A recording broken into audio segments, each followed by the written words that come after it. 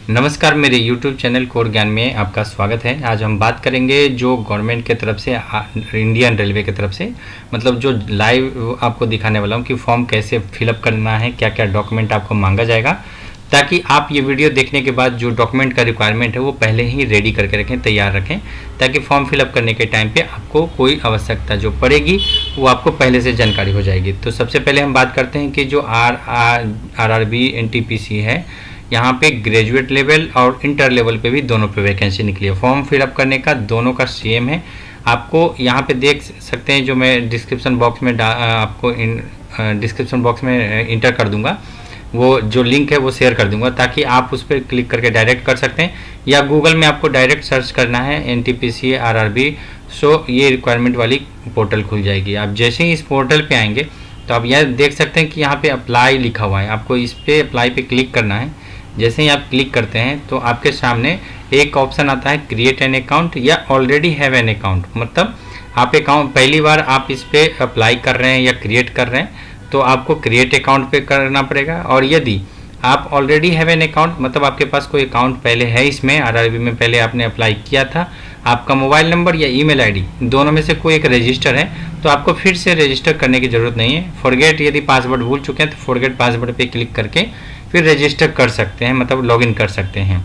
लेकिन यदि आपका अकाउंट नहीं है तो यहाँ पे क्रिएट अकाउंट पे क्लिक करना होगा। तो फ्रेंड, मैं क्रिएट अकाउंट से ही जाता हूँ, ताकि आपको प्रोसेस 1 बाय 1 प्रोसेस आपको सब पूरी तरह से मालूम चले।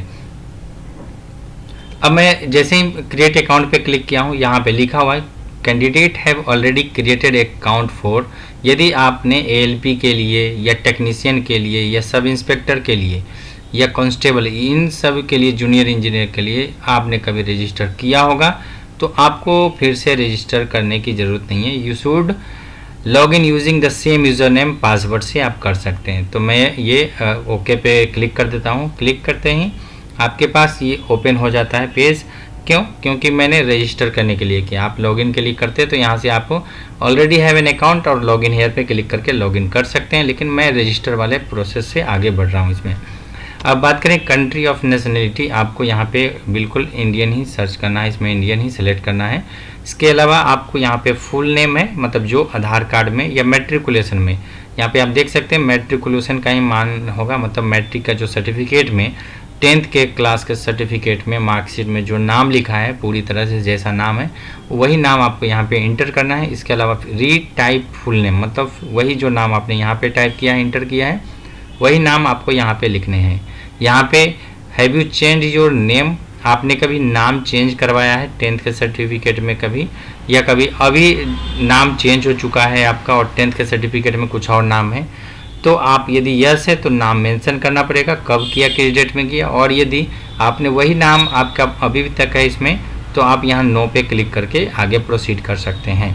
इसके अलावा आप बात करें मैट्रिकुलेशन में ही हर जगह मांगा जाता है कि जो 10th के सर्टिफिकेट में आपका डेट ऑफ बर्थ है वही आप यहाँ पे अप्लाई करेंगे। तो यहाँ पे डेट ऑफ बर्थ वही आपको अप्लाई करना पड़ेगा जो 10th के पासिंग सर्टिफिकेट में आपके पास हो। रीटाइप डेट ऑफ बर्थ, मतलब फिर से आपको यहाँ पे डेट ऑफ बर्थ टाइप करना पड़ेगा। सेलेक्ट जेंडर, आपको यहाँ पे जेंडर सेलेक्ट करना पड़ेगा। और उसके अलावा फिर से आपको ये जेंडर, मतलब एक तरफ से मैं आपको बता दूं कि ये वेरीफाइड हो जाता है, ताकि आपने जो कोई मिस्टेक मान के चलो, एक बार कोई टाइप करना हो तो मिस्टेक हो सकता है, लेकिन जब तक आप दोनों तरफ टाइप कर रहे हैं यदि मैच नहीं हुआ तो आपको एरर आना चालू हो जाएगा। लेकिन यहाँ पे यदि आप सेम टाइप कर रहे होंगे तो एरर नहीं आएगा। अब थोड़ा प्रोसीड करते हैं नीचे की ओर, इसमें जहाँ पे आपका फादर्स नेम रीटाइप करना पड़ेगा फिर से दोनों जगह। मदर्स नेम, आपका पास आधार कार्ड होना ज़रूरी है अभी, क्योंकि आधार नंबर यहाँ पे मेंशन करेंगे और वेरीफाई यूजिंग आधार क्लिक करेंगे तो आपका यहाँ पे देख सकते हैं कि अपडेट हो जाता है। यदि डिजी लॉक में आपका अकाउंट है तो यहाँ पे ऑटोमेटिक वेरीफाई आधार कार्ड क्लिक करेंगे तो आपका वेरीफाइड हो जाता है नाम से मैच करने के बाद। इसके अलावा बात करते हैं ईमेल आईडी और मोबाइल नंबर की बात करें तो ईमेल आईडी और मोबाइल नंबर आपका जो करेंटली यूज़ कर रहे हैं, जो आप मतलब रनिंग में है, यूज़ करते हैं बराबर आप ईमेल आईडी, वही ईमेल आईडी का यूज़ करें यहाँ पे, और उसके बाद मोबाइल नंबर का यूज़ करें, इंटर करें। दोनों इंटर करने के बाद यहाँ पे आता है जो ईमेल आईडी OTP। तो जनरेट ईमेल OTP पे क्लिक करते ही आपके पास 6 डिजिट का OTP मेल पे रिसीव्ड हो जाएगा। उसके बाद यहाँ पे क्लिक करना है, दोनों पे एक ही साथ क्लिक कर दें आप, दोनों पे नंबर डालने के बाद दोनों पे एक ही साथ क्लिक कर दें। तो इससे क्या होगा कि जो मोबाइल नंबर पे आएगा आपका वो इंटर तुरंत कर देंगे, और हो सके तो आपको 1 से 2 मिनट ईमेल आईडी में टाइम लगता है, तो आप यहाँ पे कर सकते हैं। अदरवाइज नहीं आ रहा है बार बार करने पे भी आपकी मेल आईडी पे, तो स्पैम जो है वहाँ पे चेक करें मेल आईडी में, या आपको इनबॉक्स में भी चेक कर सकते हैं। यदि नहीं आ रहा तो एक बार आप ईमेल आईडी चेंज करके देखें। अब मैं आपको बता दूं, थोड़ा सा स्क्रॉल डाउन करेंगे तो जहाँ पे क्रिएट पासवर्ड का है, आपको पासवर्ड क्रिएट करना पड़ेगा। जो पासवर्ड यहाँ पे मेंशन करेंगे कंफर्म, उसके बाद देख सकते हैं यहाँ टिक मार्क बन जाता है। तो इसका मतलब यही है कि टिक मार्क बन गया मतलब आपका वेरीफाइड है जो आपने इंटर किया। जैसे कि फादर्स नेम में, मदर्स नेम में, आपका नाम में, डेट ऑफ बर्थ में, जेंडर में बार बार रीटाइप करने के लिए आ रहा था, इसी कारण से आ रहा है। यदि आप कोई भी मिस्टेक करते हैं तो यहाँ पे क्रॉस का साइन आ जाएगा। अदरवाइज यहाँ पे देख सकते हैं जो सेम है हमने पासवर्ड डाला, तो यहाँ टिक मार्क मतलब ओके का मार्क साइन दिख रहा है यहाँ पे। अब हमें जो कैप्चा यहाँ पे दिखता है वही कैप्चा मतलब जो नंबर या जो भी डिजिट यहाँ पे फिलअप करना है। प्रीव्यू एंड क्रिएट अकाउंट मतलब आपका अकाउंट यहाँ पे क्रिएट हो गया। जैसे ही प्रोसीड पे क्लिक करेंगे आपका अकाउंट क्रिएट हो जाएगा। एक तरह से बैकग्राउंड में जो पेज दिखेगा ये आपका सारा डिटेल यहाँ पे शो होता रहेगा, दिखता रहेगा। जैसे प्रोसीड पे किया आपने, अब लॉगिन करना है। तो जिन कैंडिडेट का लॉगिन आईडी पासवर्ड मालूम है तो वो यहाँ से देख सकते हैं, यहाँ से प्रोसीड प्रोसेस सारे ही देख सकते हैं। और जिन स्टूडेंट का जिन्होंने क्रिएट नहीं किया था वो पहली बार क्रिएट कर रहे हैं अकाउंट इसमें आरआरबी में, तो यहाँ से आपको प्रोसीड यहाँ तक आपको समझ में आ गया होगा। अब क्या करना है, यहाँ मोबाइल नंबर या ईमेल आईडी डाल करके जो पासवर्ड अभी आपने इंटर किया था वही कैप्चा जो यहाँ पे दिखता है वही आपको यहाँ पे क्लिक करना है, डालना है। उसके बाद इंटर करने के बाद यहाँ पे लॉगिन जो ऑप्शन लिखा हुआ है तो लॉगिन पे आपको क्लिक करना है। जैसे ही लॉगिन क्लिक करते हैं तो एक नया पेज ओपन हो जाता है जहाँ पे बताया जाता है कि आपको 13 लैंग्वेज में यहाँ पे दिया जाता है कि आप एग्ज़ाम में बैठेंगे जब तो आपको 13 लैंग्वेज में यहाँ पे चुनाव करने के लिए मिलेगा कि आप 13 लैंग्वेज में एग्ज़ाम दे सकते हैं। इसके अलावा हिंदी इंग्लिश में भी आप यहाँ पे एग्ज़ाम दे सकते हैं। ऑनलाइन एप्लीकेशन पे क्लिक करना है आपको। यहाँ पे ऑनलाइन जैसे ही इस पर क्लिक करेंगे तो आपके सामने ये दोनों पोस्ट का वैलिडेशन खुल जाएगा, जहाँ पे एक तो है ग्रेजुएट लेवल पे और एक है अंडर ग्रेजुएट लेवल पे आप ट्राई कर सकते हैं, अप्लाई कर सकते हैं। यहाँ पे देख सकते हैं 14 जो ओपनिंग डेट है 14 तारीख से लेकर के ओपन हो चुका है, 14 तारीख से लेकर के 10 तारीख तक मतलब अप्लाई कर सकते हैं ग्रेजुएट लेवल वाले। और जो अंडर ग्रेजुएट लेवल है मतलब 10th कर चुके हैं या 12th कर चुके हैं उनके लिए यहाँ पे 21/9/2024 से लेकर के 20/10/2024 तक का एप्लीकेशन फॉर्म ओपन हो चुका है। तो दोनों में प्रोसेस सेम है। आपको मैं बता दूं इसमें कोई भी चेंजेस नहीं है, बट सिर्फ प्रोसेस है। आपको यहाँ पे क्लिक करना है किस पे आप अप्लाई कर रहे हैं। तो मैं ग्रेजुएट लेवल पे क्लिक करके अभी आगे बढ़ता हूँ। यहाँ पे सिलेक्ट करना होगा कि select the RRB for which you wish to apply, कौन से रीजन में अप्लाई करना चाहते हैं क्लिक करना है आपको। यहाँ पे I am not a currently deviated by any RRB, से कहीं काम नहीं कर रहे हैं आरआरबी में। यहाँ पे क्लिक नेक्स्ट पे क्लिक करना है आपको। जैसे ही नेक्स्ट पे क्लिक करते हैं तो यहाँ पे आपके सामने जो पेज है जो ऑलरेडी कुछ आपने फिल कर चुका है वो आपको यहाँ दिखेगा, जैसे father's name, mother's name, mobile number, date of birth, इस तरह का सारा डिटेल आपको ऑलरेडी दिखता है यहाँ पे। तो अब मैं आगे बढ़ता हूँ प्रोसीड में। यहाँ पे आपको मैरिटल स्टेटस आपको सेलेक्ट करना पड़ेगा। रीजन आपका रिलीजन जो है वो आपको सेलेक्ट करना पड़ेगा। मदर टंग जो है आपका जो मातृभाषा हिंदी है ऑब्वियसली मेरी, तो मैं हिंदी पे यहाँ पे क्लिक किया हूँ। आपकी जो भी लैंग्वेज है वो आप यहाँ पे सेलेक्ट कर सकते हैं। Choose for language for examination, आपको याद रहे कि कौन सा जो आपको जहाँ पे भी आप रहते हैं वहाँ का आप सेलेक्ट कर सकते हैं कि कौन से जो लैंग्वेज में आपको वहाँ पे दे सकते हैं, कौन से इंग्लिश में, हिंदी में, या जो लैंग्वेज आपको प्रेफर लगता है कि इसमें आप दे सकते हैं। फिर यहाँ पे देखना है कि बॉडी में कोई भी मार्क है, कोई ऐसा होता है जैसे कोई कट मार्क है तो ये आपको यदि पैर में, हाथ में, तो यहाँ पे लिख सकते हैं cut mark on left leg या राइट लेग, या इसके अलावा कोई भी जैसा कि मार्क है बॉडी में कहीं पे भी तो वो आप मेंशन कर सकते हैं। दोनों जो आप यहाँ पे इस कॉलम में लिखेंगे वही आपको यहाँ पे भी लिखना होगा। उसके बाद आपको यहाँ पे देख सकते हैं कम्युनिटी आपको सेलेक्ट करना है। उसके बाद सबसे इम्पोर्टेंट है कि यहाँ पे परमानेंट और प्रेजेंट एड्रेस दोनों में से आपको अलग अलग लिख सकते हैं। अदरवाइज़ जहाँ आप करेंट रह रहे हैं वहाँ प्रेजेंट हुआ, और जो आपका आधार कार्ड में या बेसिक आप बिलोंग जहाँ से करते हैं वो आपका परमानेंट एड्रेस हो गया। तो आप दोनों में अलग भी डाल सकते हैं, दोनों में सेम भी डाल सकते हैं। अब आपको यहाँ पे सेव बटन है, सेव पे क्लिक करना, उसके बाद नेक्स्ट बटन पे क्लिक कर लेना है। जैसे ही क्लिक करते हैं तो आपके सामने एक पेज ओपन हो जाएगा, जैसे कि पर्सनल डिटेल आपने फिलअप कर दिया, अदर डिटेल फिलअप हो गया, एजुकेशन डिटेल जो है वो फिलअप हो जाता है। ये प्रोसेस है, आपको फिलअप करते रहना होगा। इसके बाद कैटेगरी है यहाँ पे, आर यू एक सर्विसमैन, कहीं आप सर्विस में कहीं गवर्नमेंट में काम कर चुके हैं तो यहाँ पे यस या नो पे जवाब देना है। उसके बाद जो पर्सनैलिटी डिसेबिलिटी होते हैं PWDVD, ये आपको यहाँ पे सेलेक्ट करना होगा यदि बिलोंग कर रहे हैं तो। यहाँ पे you need to subscribe your writing ability affected accordingly to, आपको मतलब कि है राइटिंग एबिलिटी है कि नहीं, मतलब लिख नहीं पा रहे हैं जो होता है डिसेबिलिटी में, उसमें तो उस तरह का तो नहीं है, तो यहाँ पे यस या नो में जवाब देना है आपको।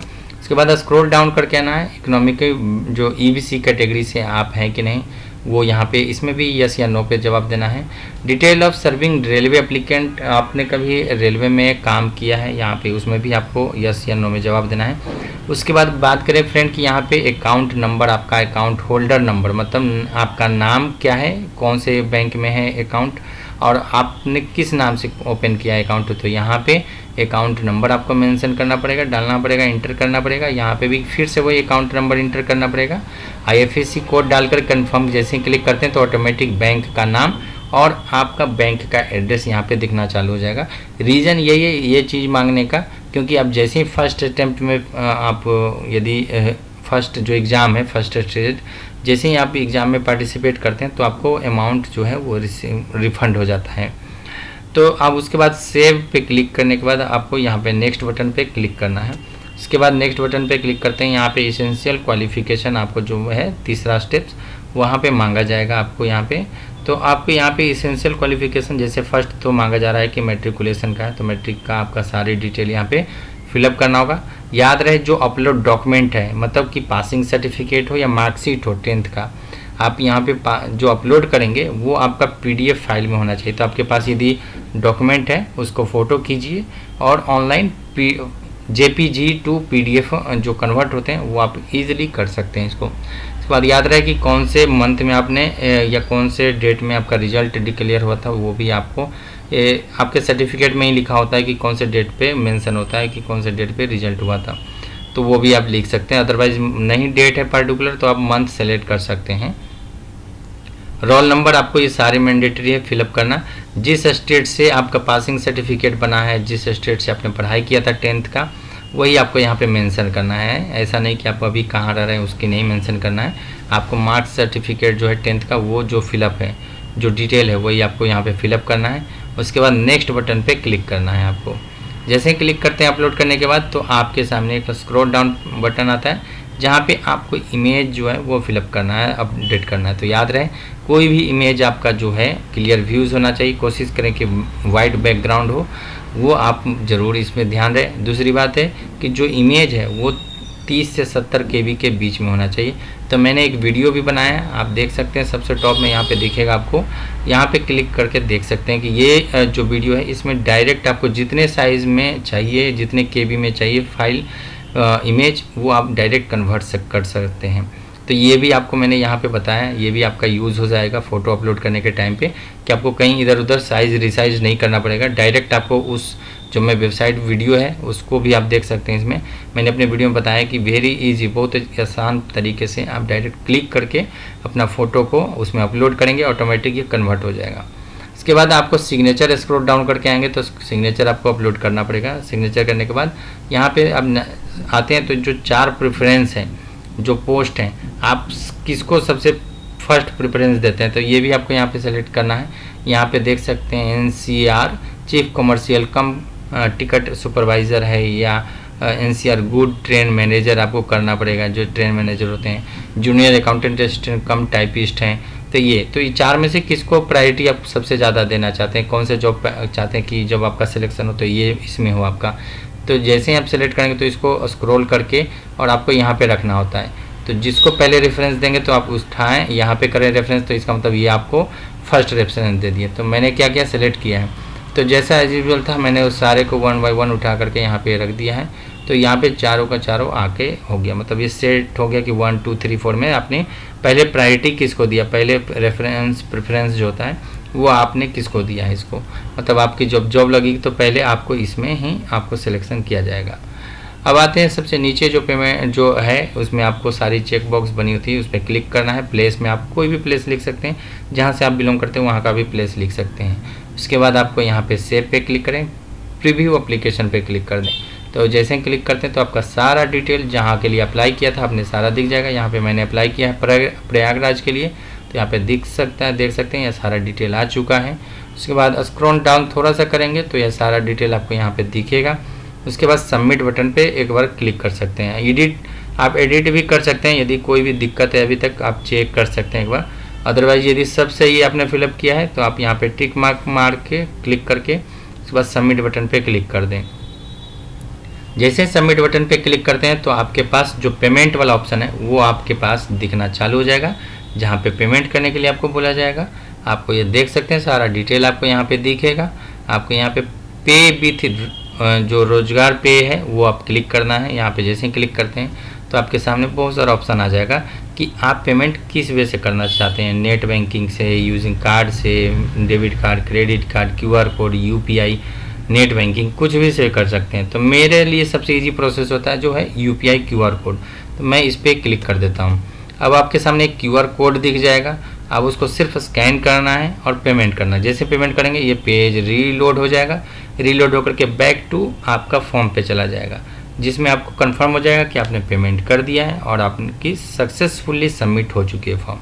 तो ये रहा वीडियो मैंने जो बनाया है आपके लिए कि पूरी लाइव प्रोसेस दिखा करके। यदि आपको ये वीडियो अच्छा लगा हो तो प्लीज़ मेरे वीडियो को लाइक करें, मेरे चैनल को सब्सक्राइब करें। इस तरह का वीडियो आप अपने फैमिली फ्रेंड में भी ज़रूर शेयर करें।